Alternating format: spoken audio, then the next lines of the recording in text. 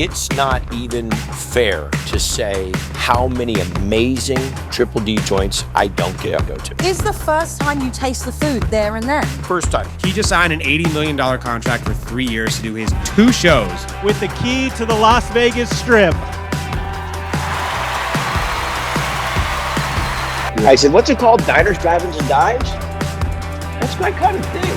And that's how I got started. With his fiery personality and unapologetic love for bold flavors, Guy Fieri has become way more than a TV chef. He's a Gen Z legend. From mouth-watering diner dives to hilarious TikTok clips, Guy's all about good vibes and great eats. Here's why this food star is winning over the youngest food lovers everywhere. When I started Triple D, 17 years ago, I really thought we'd do it for about 2 years and then we'd run out. We'd run out of locations. That's what I thought, yeah. What's happening is the food world is changing. Chain restaurants were so popular in the 90s, 2000s. And we've righted the ship. I don't want to say righted the ship, but people are getting the education of the consumer, the education of the guest is so much more in tune with scratch-made food, real food, ethnic food, family recipes, and that's what they're looking for.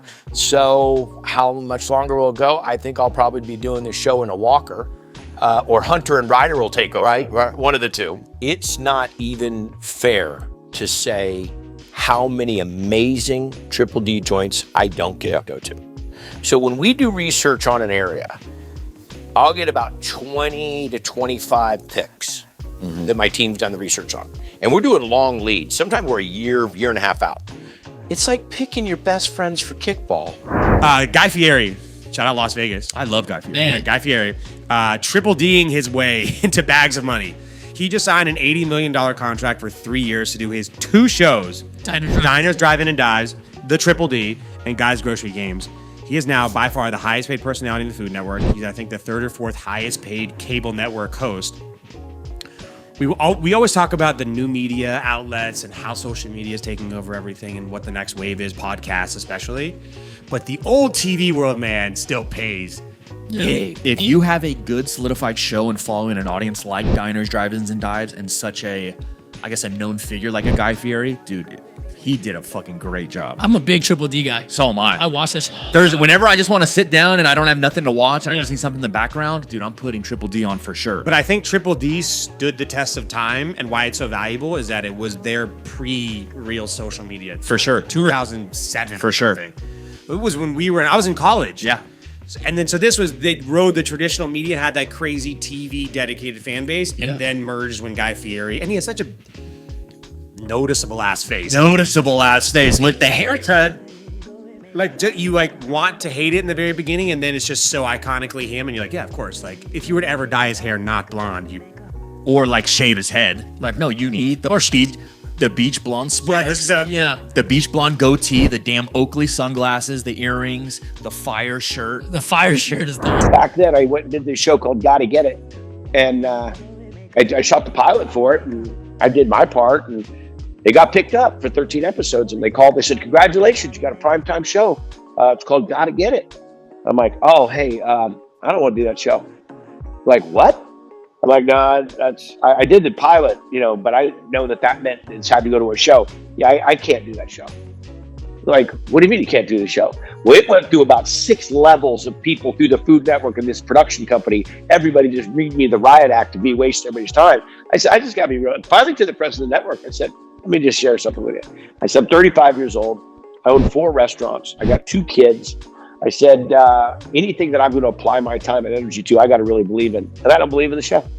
And Brooke Johnson was our president, and she said, you were turning down. Why did you come to the network?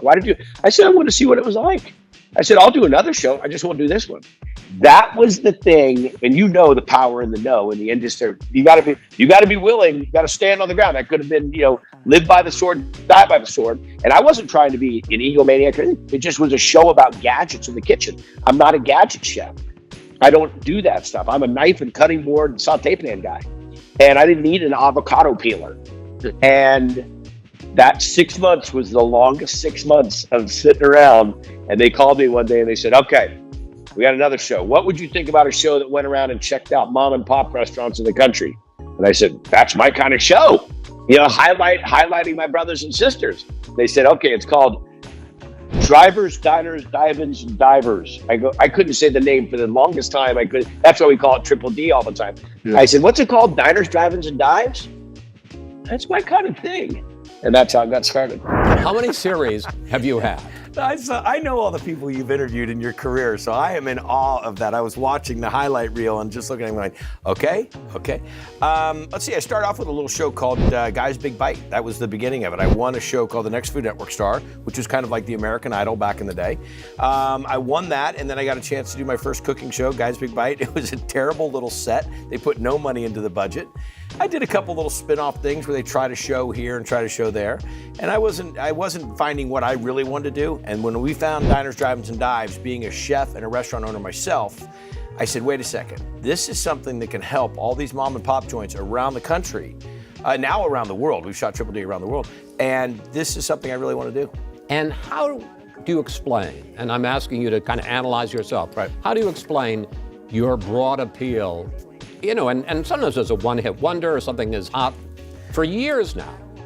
You know, I don't know what it exactly is. And I remember when I first got on the Food Network, and I was one of the first guys with tattoos, and definitely didn't have the same look that most of the folks had. And I wasn't trying to come and be something different. I was just who I am. I'm a guy from Northern California, cook, have one restaurant, wanted to be a dad of two great boys, Hunter and Ryder. And I just came in and did what I did. And if it was going to be accepted, great. If it wasn't, then I still was doing what I wanted to do, which was, But why do you think people have accepted it, bought in, like it, want to see more? I think because when I run into somebody on the street, I look like one of their buddies or cousins or guys they went to college with or some dude they knew. I'm nobody, what you see is what you get. I put on a collared shirt for you. I was in a t-shirt when I got here. Okay. So I think that it's maybe that appeal. I drive a Chevy.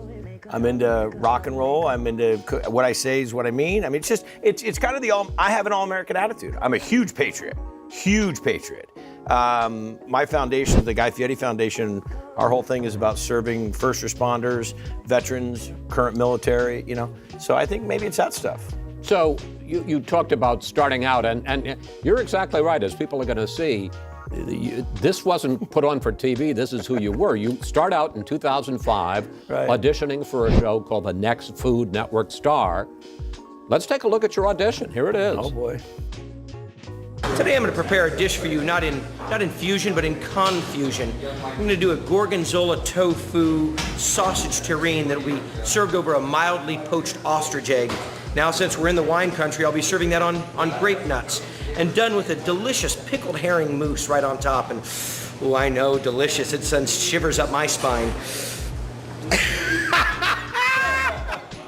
No, seriously, folks, real food for real people, that's the idea. A few years back, there's a great article written by someone that said Guy Fieri has wrecked the Food Network. Here's this guy. He has spiked hair. He's the article is great because he says, Guy's food is killing us. Like, it's full of lard. Yeah. It's full of fried food. It's great. Yeah. Like, he has spiked hair. He's cool. Yeah. Not even in shape. Yeah. No, definitely. And like in the article, ebbs and flows. Yeah. Destroyed what is a good cook. He's destroyed the public perception. I see. Of what is a good cook. I see. Yeah. And everyone looks to Guy Fieri for one great reason. He's the personality on the Food Network. Yeah. And I always thought, man, what a great comparison for ministry of what's happened. Yeah. Like, a lot of these guys have wrecked the design. Again, I don't want to be all negative, but it's Yeah. like have wrecked the design of what ministry is so that people don't understand the checks and balances and protections that are put in place to keep from abuse and corruption.